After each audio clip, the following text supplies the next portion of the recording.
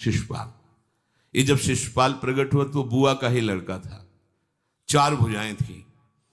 तो इसके जन्म उत्सव के समय फिर श्री कृष्ण बलराम जी भी गए हुए थे।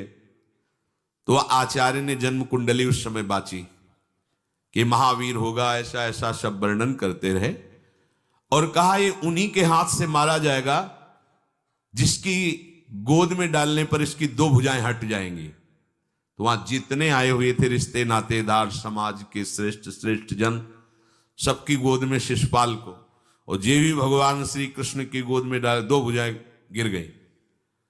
रो करके उनकी बुआ ने कहा कि मैं भिक्षा मांगती हूं कि मेरे बालक की आपके हाथ से हत्या नहीं होनी चाहिए, तो उनका 100 अपराध क्षमा करता हूं।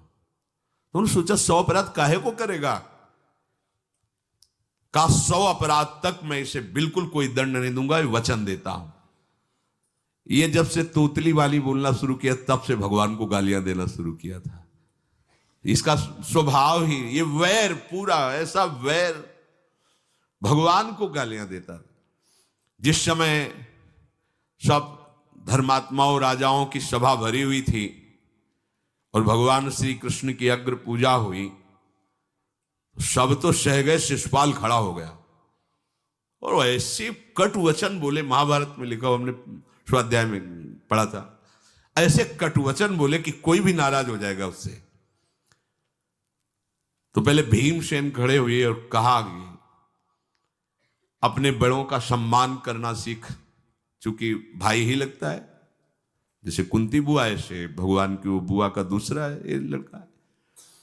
सम्मान करना सीख, अगर तू ऐसे ही बोलता रहा तो यही मैं तेरा गला काट दूंगा।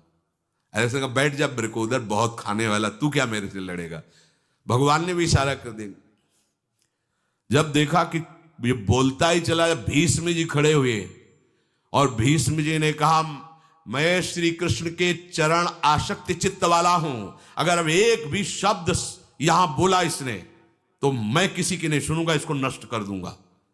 और दोनों सभाओं के सर पर पैर रखता हूं, जो श्री कृष्ण का विरोध करे उसके लिए मैं पर्याप्त हूं। भगवान ने कहा चुप रहो, चुप रहो, शांत रहो, सबको बैठा ला।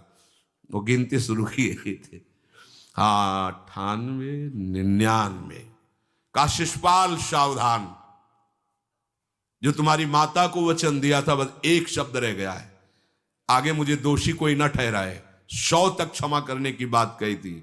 जे ही, वो तो रुकने वाला थोड़ी था, जे ही आगे बोला सुदर्शन जी के द्वारा उसका वो परम उद्धार हुआ जो बड़े बड़े ऋषि मुनियों के लिए बड़ा दुर्लभ पद कहा गया है। गोपीजनों ने सौंदर्य माधुर्य निधि भगवान को अपना कांत माना, प्रीतम माना। एक ही वृत्ति, कितनी गजब की वृत्ति गोपीजनों की है कि सब कार्य करते हुए कृष्णाकार वृत्ति है। बेचने दही जा रहे हैं, बोल रहे कोई कृष्ण ले ले, दामोदर ले ले, माधव ले ले। कैसी वृत्ति है, देखो कैसी उच्च कोटि की अवस्था है।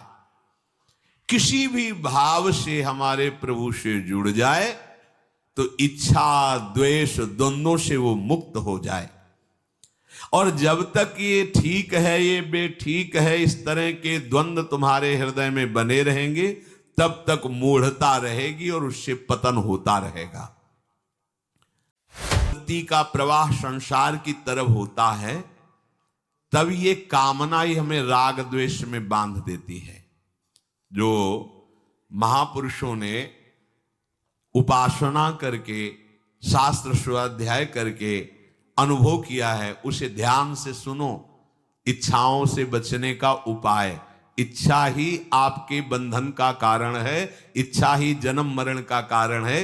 इच्छाओं से बचने का उपाय, कर प्रमाद मत बनो आलसी, करो सुचारु रूप से काम, अपना काम स्वयं करने में लाज बड़प्पन तजो तमाम।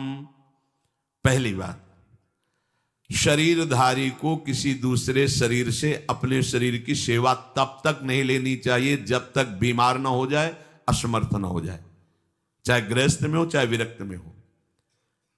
ध्यान दीजिए, आप चाहे आपकी पत्नी हो, पुत्र हो, परिवार हो, आप उनके सेवक हैं। क्योंकि वो सब प्रभु के जन हैं। इस भावना से रहोगे, कभी नाराज नहीं होगे, कभी गुस्सा नहीं आएगा, कभी झगड़ा नहीं होगा। अगर आप अपने को ये माने कि प्रभु मेरे इस रूप में आए हुए हैं, मुझे अपने कर्तव्य का पालन करना है, तो कहीं झगड़ा नहीं हो सकता। तुम जो कर रहे हो तुम्हारा कर्तव्य, हमारा कर्तव्य है कि हम पति पुत्र परिवार आदि जो भी है, ये हमारे भगवान का स्वरूप है। मैं आप समझो वही भगवत साक्षात्कार, पर ऐसा कौन मानता है? अच्छा, साधु वेश में ये जरूर सावधानी रखनी चाहिए, ध्यान देकर सुनिए। जब तक आपका शरीर स्वस्थ है, आप किसी से किसी भी प्रकार की सेवा स्वीकार न करें। भिक्षान्न के सिवा कोई भी सेवा स्वीकार न करें। अपने शरीर की सेवा तब तक करें जब तक आपका शरीर असमर्थ नहीं हो जाता। असमर्थ हो गए तो फिर हरि ही करें आकर स्वयं, या किसी को भेज दें, उनके बस की बात है। देखो माधवदास बाबा की लंगोटी स्वयं श्री ठाकुर जी महाराज धो रहे हैं। तब तक हमने अपने बड़े संतों को देखा है, बिल्कुल किसी भी तरह की कोई सेवा नहीं स्वीकार करते। अपनी दिनचर्या अपने हाथ से, अपने शरीर की पूरी। आपको क्या हो गया है? आप भी वैसे ही चलो जैसे गुरुजन चले हैं, भिक्षान्न के सिवा।